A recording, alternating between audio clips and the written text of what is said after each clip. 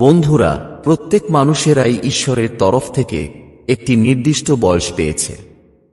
পূর্বজন্মের কর্মের কারণে যদি কোনো মানুষ খুন, আত্মহত্যা, দুর্ঘটনা বা রোগে আক্রান্ত হয়ে অল্প বয়সে মারা যায়, তবে তাকে অকাল মৃত্যু বলা হয়।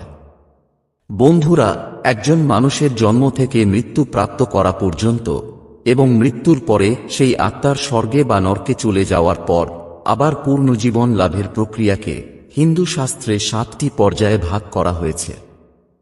এর অর্থ হল যে আত্মা একবার একটি শরীর ধারণ করে তাকে অন্য শরীর প্রাপ্ত করার আগে এই 7টি স্তর অতিক্রম করতে হয়। একেই বলা হয় জীবনচক্র। বন্ধুরা, যে আত্মারা এই 7টি ধাপ সম্পূর্ণ করতে পারে না, তারা অনেক কষ্ট পায়। অকাল মৃত্যু প্রাপ্তিতে এই ক্রম আলাদা হয়ে যায়। যে মানুষের মৃত্যু প্রাকৃতিক কারণে হয়, তাদের আত্মা ঘুরে বেড়ায় না এবং নিয়ম অনুযায়ী তাদের জীবনের 7টি পর্যায় পূর্ণ হয়ে গিয়ে থাকে। কিন্তু যেসব মানুষদের অকাল মৃত্যু, দুর্ঘটনা, আত্মহত্যা বা অন্যান্য কারণে হয়ে থাকে, তারা সেই চক্রটি সম্পূর্ণ করতে হয় না, যার কারণে তাদের আত্মা মাঝখানেই থেকে যায়। বন্ধুরা, গরুড় পুরাণে অকাল মৃত্যুর পরে আত্মার কি হয় তা বিস্তারে বর্ণনা করা হয়েছে। অকাল মৃত্যু নানানভাবে ঘটতে পারে, কিন্তু আপনি কি কখনো ভেবে দেখেছেন যে যারা মানসিক চাপ ও টেনশনের কারণে নিজের হাতে নিজের জীবন নিয়ে নেয়, তারা কি মৃত্যুর পরে শান্তি পায়? আত্মহত্যাকে গরুড় পুরাণ ও অন্যান্য ধর্মশাস্ত্রে নিন্দনীয় বলে মনে করা হয়, কারণ ধর্মশাস্ত্র অনুসারে বহু জন্মের পর বিরল মানব জীবন পাওয়া যায়, তাই এটাকে নষ্ট করা মূর্খতা ও অপরাধ। হিন্দু বৈদিক গ্রন্থে এই শ্লোকে আত্মহত্যাকারী মানুষের সম্পর্কে স্পষ্টভাবে বলা হয়েছে। অসূর্য নাম তে লোকা অন্ধেন তমসাবৃত তস্তে প্রেত্যনিভাগচ্ছন্তি ইয়েকে চাকমাহন জনা। অর্থাৎ যে মানুষ আত্মহত্যা করে তারা মৃত্যুর পর অজ্ঞান ও অন্ধকারে পূর্ণ সূর্যের আলোর থেকে নিকৃষ্ট অসূর্য নামক জগতে চলে যায়।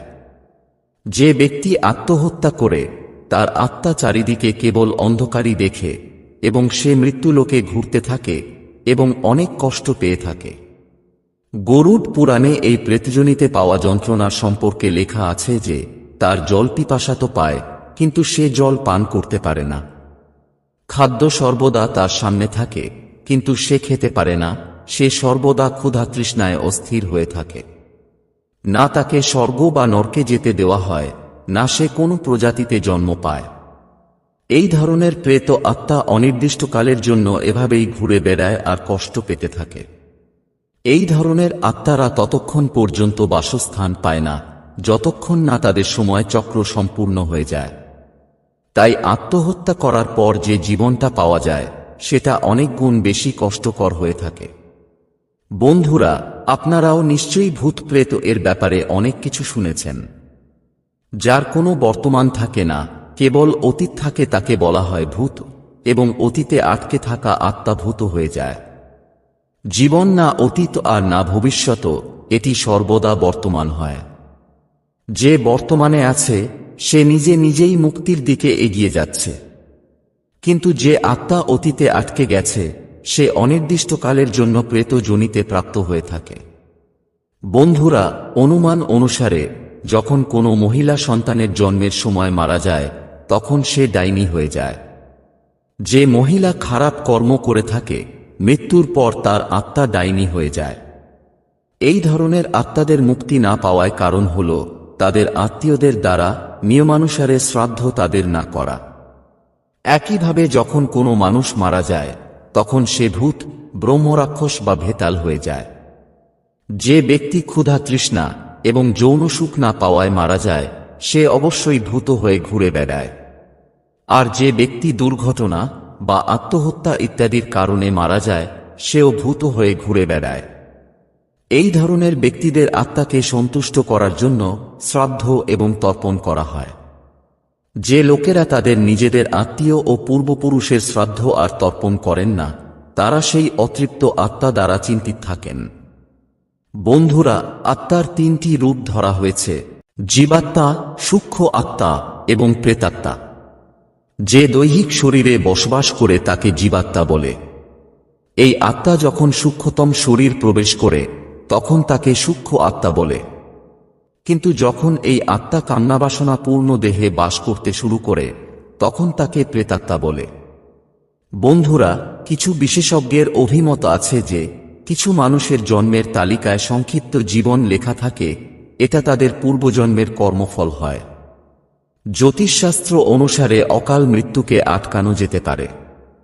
এর জন্য আপনাকে জ্যোতিষশাস্ত্রের সাহায্য নেওয়া উচিত। চলুন জেনে নেওয়া যাক সেই জ্যোতিষশাস্ত্রের উপায়গুলিকে, যার মাধ্যমে অকাল মৃত্যুকে আটকানো যেতে পারে। বন্ধুরা, জ্যোতিষশাস্ত্র অনুসারে রাশিফলের ষষ্ঠ ভাগ রোগের তথা অষ্টম ভাগ মৃত্যুর আর দ্বাদশ ভাগকে দৈহিক ব্যয় ও কষ্টের ভাগ বলে মনে করা হয়। যদি কোনো ব্যক্তির জন্মরাশিফলের লগ্নের মধ্যে মঙ্গল থাকে আর তার ওপর সূর্য বা শনির দৃষ্টি থাকে, তাহলে সেই ব্যক্তির কোনো দুর্ঘটনায় মৃত্যু হওয়ার সম্ভাবনা অনেক বেশি থাকে। বন্ধুরা, অকাল মৃত্যু থেকে বাঁচার উপায়ও আমাদের ধর্মীয় গ্রন্থে বলা আছে। যদি কোনো ব্যক্তির রাশিফলে অকাল মৃত্যুর যোগ থাকে, তাহলে সেই ব্যক্তির উচিত ভগবান শিবের পূজা করা। ভগবান শিবের আরাধনা করলে অকাল মৃত্যু থেকে মুক্তি পাওয়া যায়। অন্যদিকে যদি কারুর অকাল মৃত্যুর ভয় থাকে, তাহলে তাকে প্রতি সোমবার জলে তিল ও মধু মিশিয়ে ভগবান শিবকে অভিষেক করা উচিত। এর সাথে মহামৃত্যুঞ্জয় মন্ত্র এবং ওম নমঃ শিবায় মন্ত্র জপ করা উচিত। এই সমস্ত উপায় সেই ব্যক্তিকে পূর্ণ ভক্তি ও বিশ্বাসের সাথে করা উচিত, না হলে এই সমস্ত উপায়ের কোনো ফল পাওয়া যায় না। যদি কোনো মানুষের অকাল মৃত্যুর ভয় থাকে, তাহলে তাকে মঙ্গল ও শনিবার কালো তিল ও যবের আটা মেখে তেলে ভেজে মোটা রুটি রান্না করা উচিত। তারপর সেই রুটি গুড় ও তেলের সাথে মিশিয়ে যে ব্যক্তির অকাল মৃত্যুর আশঙ্কা রয়েছে, সেই রুটিটাকে 7 বার তার মাথা দিয়ে ঘুরিয়ে তুলে মহিষকে খাইয়ে দেওয়া উচিত। বন্ধুরা, মহিষ যমরাজের বাহন। এটা বিশ্বাস করা হয় যে এটি থেকে অকাল মৃত্যুর ভয় দূর হয়ে যায়। এছাড়াও যে ব্যক্তি কোনো কারণ ছাড়াই মৃত্যুর ভয়ে ভুগছে, তো তাকে গুড় ও আটা দিয়ে গোল্লা তৈরি করে তার মাথার থেকে 7 বার ঘুরিয়ে সেটিকে ঈগল বা কাককে খাইয়ে দিতে হয়।